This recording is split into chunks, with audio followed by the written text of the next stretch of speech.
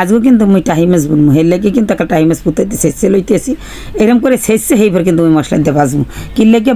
এরম শেষে লইলে কিন্তু ভিতরে একটা সুন্দর করে মশলাটা হয় আর নাহলে দেখেন টাহি মাছ কিন্তু সবসময় একাল মোড়াই ওঠে এই আর কি। তো এর লাগে কিন্তু মুই এখন দিয়ে দিছি হলদির গুঁড়ো দিছি নুন দিছি একটু হালকা একটু মরিচ দিয়া মাখকে আন সুন্দর করে লাল করে বাজিয়ে লইতেছি এরম করে বাজিয়া সেইবার কিন্তু মুই বুনা করবো। আজকে টাহি মাছ কিন্তু মুই একটু অন্যরকম করে বুনা করবো অন্যরকম মানে নারিকেল দিয়ে এবার অন্যরকম করে বুনা করবো এরকম কিন্তু মুখ বরিশাল নারিকেল দিয়ে বুনা করে এরকম করে